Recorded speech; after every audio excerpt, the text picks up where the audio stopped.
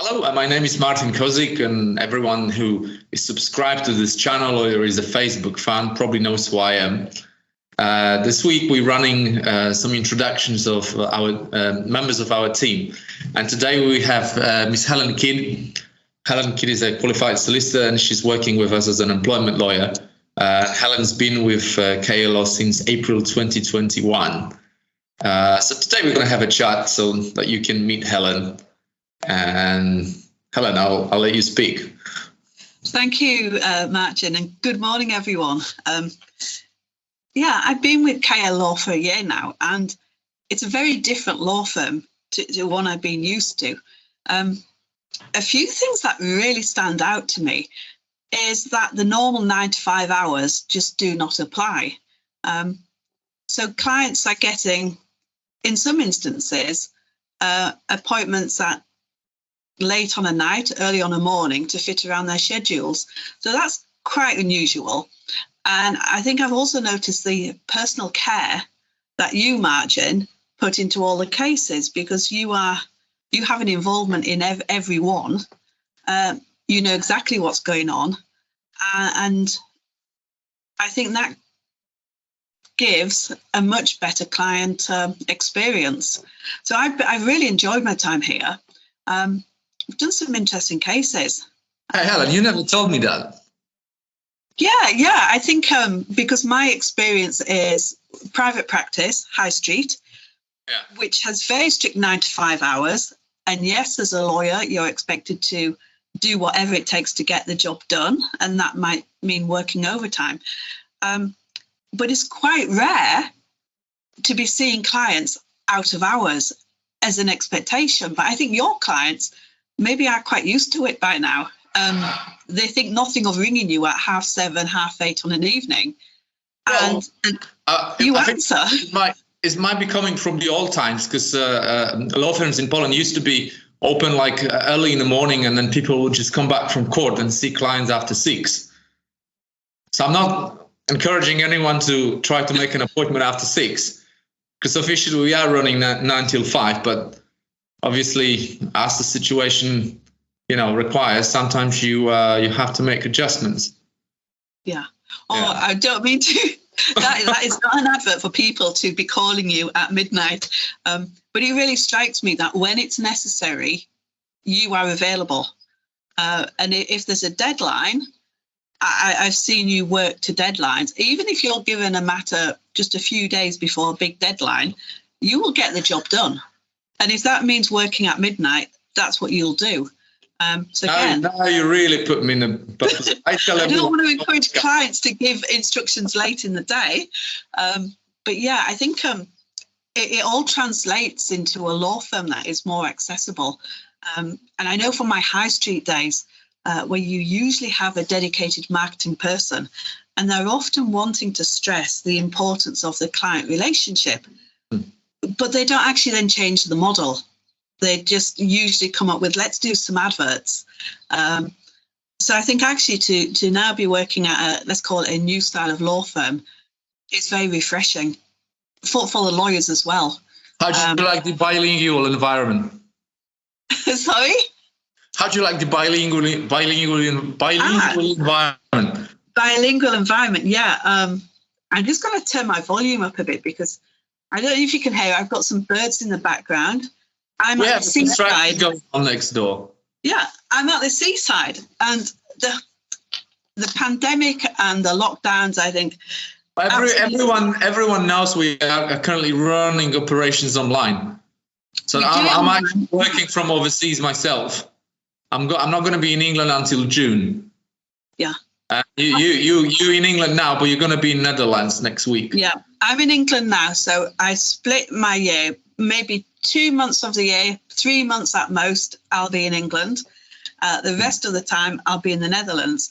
And I think the good thing, if anything came out of the COVID lockdowns and whatnot, which on the whole, I think most would agree were not good, is this willingness for businesses to operate online. And I think we've seen how before, restrictions that required in-person activities actually weren't a real requirement. because everything is online now, and it can be done successfully online. Well, I'm really glad. Sorry to interrupt. It's not just the businesses, but I'm really glad the state has suddenly become ready to work on an online basis, because previously you would have to literally spend an entire afternoon or a day to serve documents, and all of a sudden you can file defenses online just with a click of a mouse. Yeah, I really hope that doesn't revert back, because if you remember, we had a recent experience in another court, because of course we do non-employment work as well, a big contractual case in the Birmingham High Court, the construction court, and it required personal service of the documents. We could have posted them, but when you're dealing with documents and the postal system, you don't want to risk that. So we had clients travel up from London to Birmingham. Well, a client was eliciting in person, just to make it clear at the moment, and he's had to travel from London. But the point of that was, they took the client a full day as a litigant in person, going from London to Birmingham. We were actively involved trying to get that client an appointment so he could actually be physically seen by a person, because even though this court wasn't allowing online service, they didn't have the usual pre-pandemic customer-facing service where you could just walk in and say, here are my documents, can I file them? No, we had to make an appointment. Getting through on the telephone was a job in itself. So I really hope that once we get back to normal, that the good bits of working online stay, but the bad bits, the bad customer service, are improved. Because anyway, I don't know what your experience, but it seems to me that individuals and smaller businesses have adapted better, and the big government bodies, they've got people working from home, not knowing what's going on, which can be very frustrating. The employment tribunals have almost entirely moved online. That's why we can operate from abroad. Or I personally now spend about a month outside of England and a month in England, which before, for a few years in a row, we used to work about 100 hours a week, not even being able to go for holiday. Now you can literally live abroad and on holiday, and you can travel to London for business, and everyone likes that. And as far as I know, a lot of our clients have actually done the same. Yeah. So, I think it's a new way of working, isn't it? Yes. Which benefits everyone. I think I've met a lot of burnt out lawyers in my time. I should say I qualified in 2000, so being around for a while, it feels like a long time. And in that time, I've met a lot of stressed and burnt out lawyers. And a stressed and burnt out lawyer generally is not able to do a good job. No. They start worrying about things they needn't worry about. Well, people develop this defense mechanism. So after a while, when it's too much, you just not just stop enjoying it, which obviously legal work can be enjoyable and should be enjoyable, but you eventually don't want to see anybody. You run away for a few months, and this is a very challenging situation to be in, because you're always in the adversarial role. People want to get you, because clients don't realize, but it's not just them who are responsible, for example, for costs. Even if it goes wrong, the English procedural rules allow to award costs against lawyers. So we had a situation once where one of my clients pulled out a diary during a cross-examination, and something that we didn't know about. And obviously the tribunal immediately took interest and asked to show it to them, which she did. And so the next person that was going to answer was me. And the question was, why wasn't this disclosed to the other side, which it couldn't have been. And because the client had no means to pay the costs, and the case had to be adjourned, because the diary was clearly contradicting what was said in the witness statement, what was said during the examination, and a witness statement being produced, someone had to pay the costs. So I ended up paying. I didn't end up paying. I ended up having an order for costs issued against me, and we had to appeal. And I was before the president of the Employment Appeal Tribunal, winning the appeal eventually, which I think has a very nice sort of guidelines on the cost regime now, because this was, I think, the last case before she went to Court of Appeal. What's her name? Miss Justice Zimler, if you remember. That rings a bell, but I'm not 100% certain on that. Yes, I actually forgot now. I would have to check. But this was, I think it was her last case before she retired. And I was there for 3 hours trying to basically put my case, and she gave a very nice reasoning. It's a very long document. The case was called KLO versus Wincanton, and you can find it online. So it is stressful, as you said. And are you actually taking notes?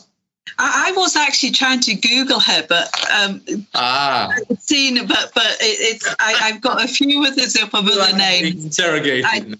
I just thought that would be really cool if I could confirm it, the name of the justice, Mrs. Justice Zimler. No, I think what you was with the yes. Right. Never mind. I mean, we can. Never mind. That's maybe something. I have a terrible memory. On the.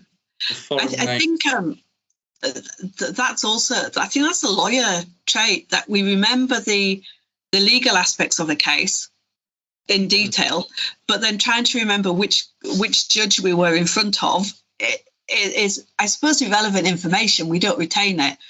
That's my experience anyway. Perfectly well. Judges, I only recall. I had a judge greeting, which I only recall being in front of. He spoke, but he remembered me. Yeah. I couldn't possibly remember who he was, but. No, because with gowns on and wigs, especially, they all look the same. And I suppose when you're there, you're too busy concentrating on your case, aren't you, to really remember the detail of exactly what the judge looked like. But Wincanton, I mean, you mentioned that Wincanton, you just glossed over the title of it, but that is now a famous case. It is a famous case, indeed.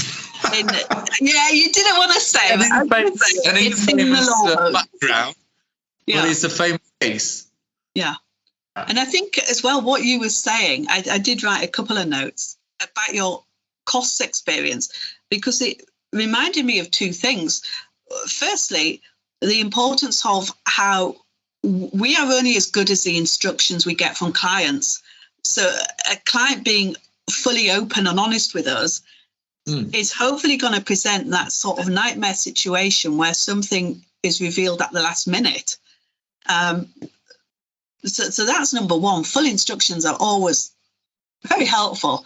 But the second point is, when the employment tribunal system was designed, it was designed so that people could use it without lawyers.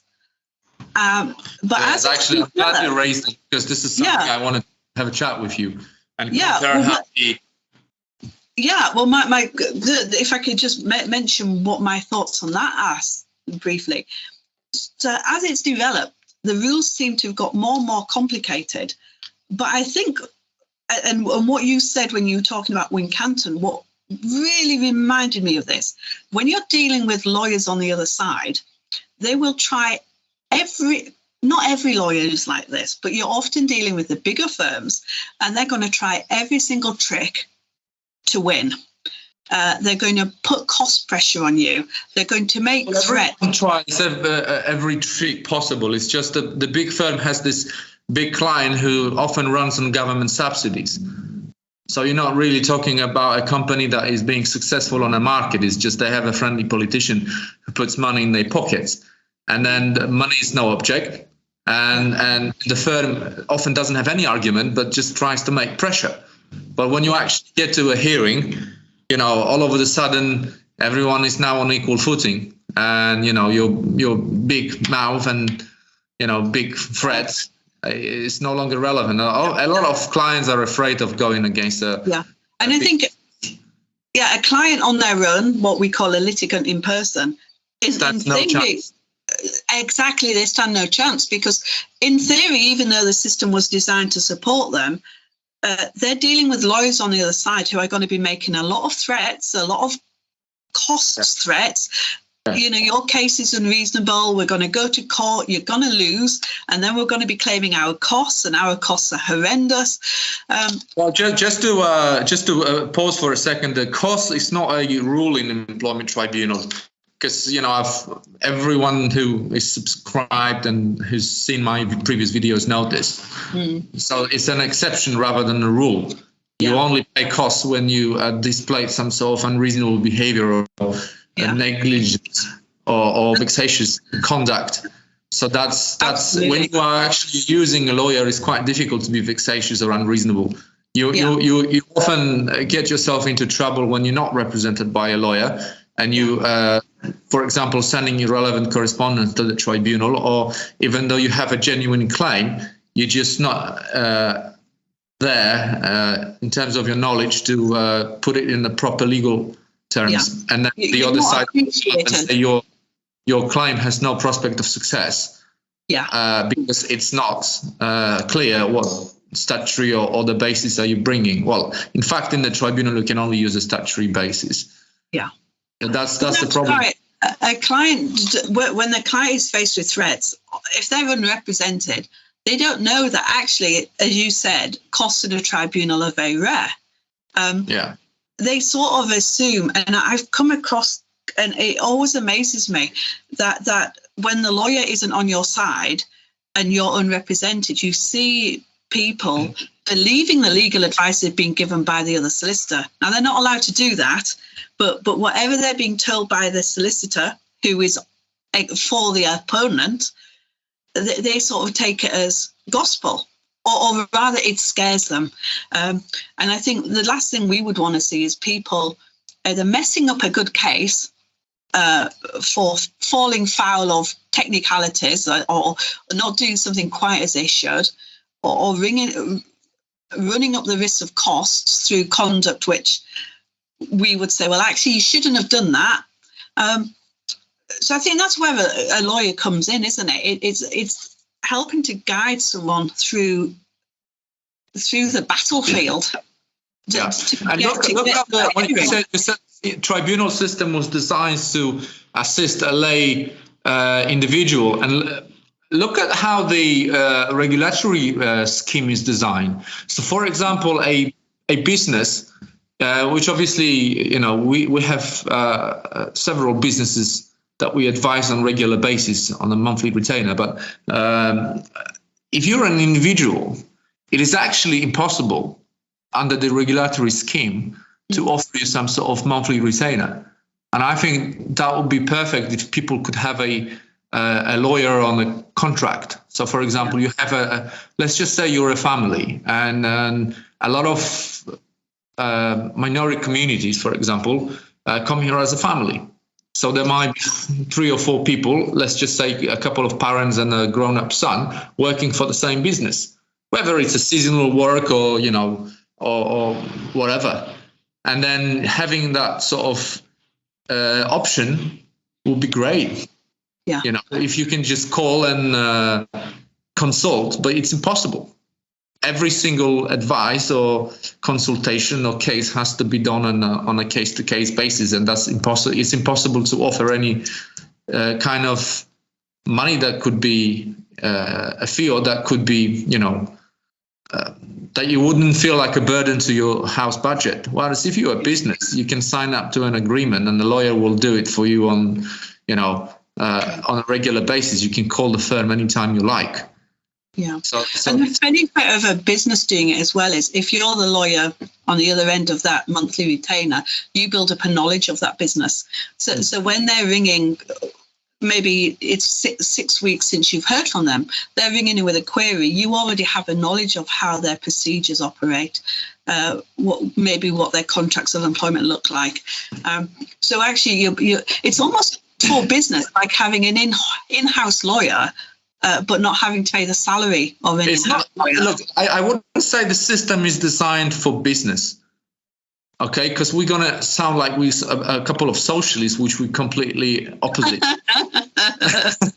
If you're going to find a larger enemy of the state and of the corruption, that's me. But the system is designed to assist a business that has only one customer, the government. That's what it is. Because even if businesses sell products legitimately on the market, there is a lot of international global corporations that actually most of the money come from the government. The too big to fail sort of situation. Yeah. We have that with the banks and the banking crisis. A lot of other companies that get £200-300 million to build a factory. Yeah. And they don't need that because they got the funds, yet the politicians give it to them and offer any kind of protection. And this is I find that those companies actually are the most frequent respondent, because when you have a genuine family business, medium, small size, entrepreneur, they are going to respect their staff, and the staff will know the manager, the staff will know the director or the owner. And, everyone is sort of on the same footing, because you both want to please the customer, and you know that if the client is away, is gone, one's going to help you out. So both the owner and you want the business to succeed as well. Yes. If you're working for a medium to smaller type business that treats you properly as an employee, it's in your interest that it succeeds. You have to, because whether you like your staff or not, you have to like them. At least you have to show that you like them, because, it's just a mutuality of the, it's just common interest. Yeah. But sorry. No, I was just going to say that I don't want to mention names. No. When you are a global corporation and, you actually happen to work for them, you're just a number on the sheet, and there's going to be a bureaucracy that will make your life hell. They'll investigate, they'll frame you into committing some notorious offenses, rather than doing things right, and that's why we end up having fights in the tribunal. And they hide behind a process. So with these bigger companies, usually they're the respondents we're dealing with. They process everything, so you can almost see that the minute, I don't know, let's say they investigate an employee for something which is relatively trivial, but then that ends up 6 months, 8 months down the line with that employee either resigning because he's had enough, or it ends up with a termination of his employment. But you can often see the first seeds, as if I always imagine in my head that the HR people have got around the table with the managers, and they're saying, we don't like this Mr. Bloggs, we need to get rid of him. Right, okay, so we need to do it within the law, so let's follow our processes and procedures, and we will get rid of him eventually.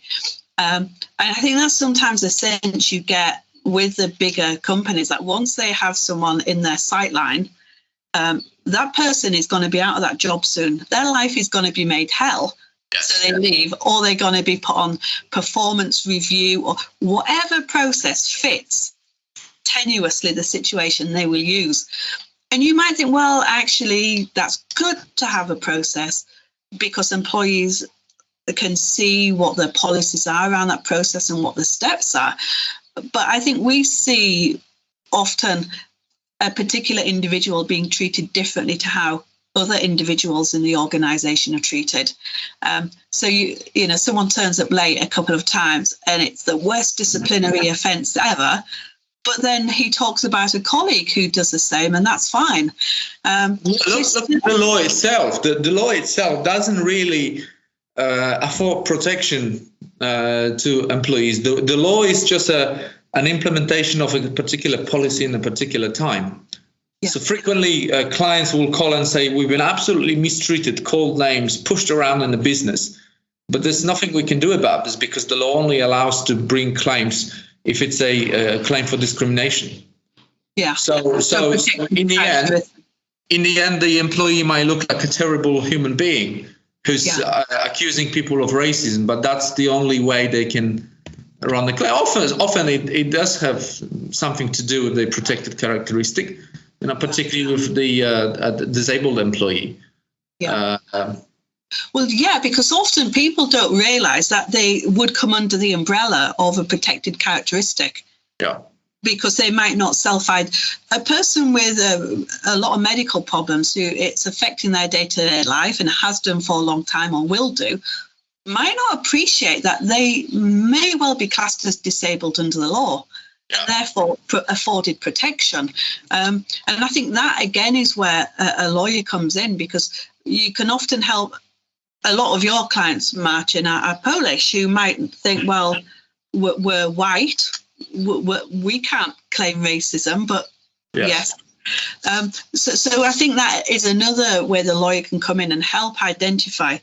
And this isn't trying to concoct a case for an employee that isn't there. This is usually an employee who's been badly treated, but you want to fit them within the legal protection afforded, or that should be afforded. Often they do, but often we have clients who've been absolutely mistreated by someone who, obviously, people form some sort of relationships, friendly or intimate relationships at work, and they can go out of hand. So, for example, people can get some other people on their side and can make one's life absolutely miserable. And then it is a breach of contract, essentially. But then to be subjected to bullying. But then your only option is to resign and claim constructive dismissal, which might not be an option for everybody. And there are criteria.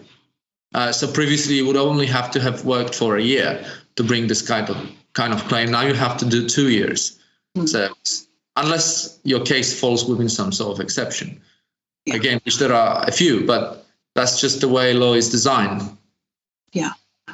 But you're right. When you look at the full range of workers, it is quite astounding that the protections do not apply to everyone.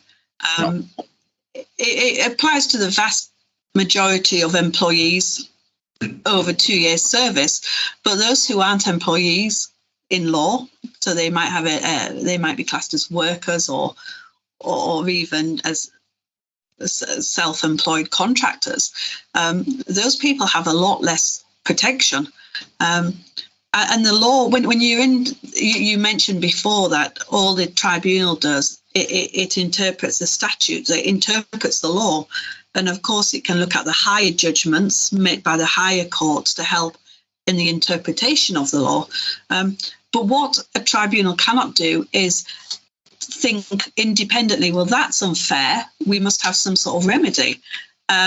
They've got to make a judgment within the law. And I think what we're saying is the law it doesn't cover, it doesn't provide that protection that you maybe would think it would provide.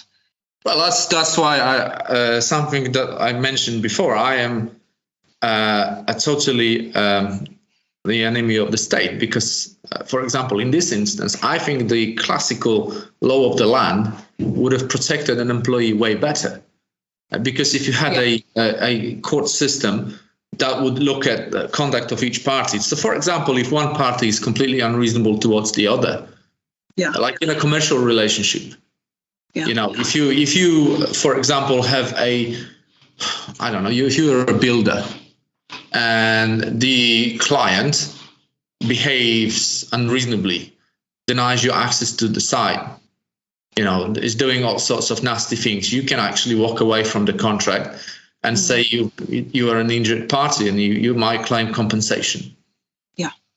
Okay. Now, an employee, how is an employee different from a commercial contractor? They're not. So I think people should be free to design their work situation as they please. Yes, it's impossible. Yeah. No, absolutely. It's a conversation for another day. Yeah. But I think it also makes me think that we just talked about bad employers there, but going back to the employers that you tend to represent, the more medium and smaller employers, we see a different attitude with them. It's not the attitude of treating employees like a number, dispensable. Treating completely in a conciliatory way. I often end up coming to an arrangement if there is any kind of problem. Most of my company clients actually no longer have problems with staff. Yeah. You almost do yourself out of business because you work with employers who are reasonable. And I think forget the big ones, most other ones are reasonable. They want to do the right thing by people. And actually, we can help them to get their processes in a way so that they're managing the workplace better. Staff feel better treated because things are being done properly. And they perhaps need you less because things are then running smoothly. It's quite rare. Less because they'll end up using us for something else. Whether it's they use us for something else. But, whatever. And a happy client, one happy client is one more client in. An unhappy client is a terrorist in the business. Absolutely. Well, I think that's right. I mean, we tend, let me phrase that differently. If we've worked with a client and we've done them contracts of employment, maybe we've explained how to go about doing this or doing that with staff. And then once we've done that, they can run a bit more independently, the HR side of things. But because they then see the benefit of that, they'll come and use us again. Yeah. And think, well, it might cost me X or Y pounds, but you know what? My experience tells me in the long run, job's going to be done quicker, less problematically. Then I can just focus on the day job, which is running the business. So I think businesses, once they realise that using a lawyer can be cost effective and can actually help them get on with their core business, it encourages at the earliest stage of something going wrong in the workplace, get on the phone to the lawyer. Instead of waiting, as maybe first-time clients might do, waiting until it's such an absolute mess to then call the lawyer, usually for fear of, I know, we can sort this, it'll be all right. And then weeks go by, months go by, the situation gets worse. And eventually, we're going to have to get the lawyers in. So getting a lawyer in early can actually save money. And what I wanted to say as well, Marcin, a lot of law firms tend to either concentrate on employers, representing employers, or on representing employees. So I think I quite like the fact that we represent both. And we do so in a way that, we're not anti-employer and we're certainly not anti-employee. But you come across some firms. I mean, friends with everybody. We're friends with everybody, but back in the day, and this is a while ago, I worked for a big. Sorry, I got a frog in my throat. I used to work for a big. I used to work for one of the largest big ones in London. So with your big one, you were probably doing employers, not employees. I was actually involved in all sorts of things. Okay. I think right. So you don't think that's quite rare? I think that's quite rare. Well, I had my own department, so that they actually made a big exception to how they operate. That was in the early days, wasn't it? I think am I right in saying a lot? 2012, and before that, I worked for two small family-run business law firms in Manchester. And am I right in thinking at that time you were dealing with a majority of the Polish community in those cities? Initially, yes, and then obviously everybody. Yeah, because at that time you'd have been quite rare being knowledgeable on English law, but obviously also you've got a Polish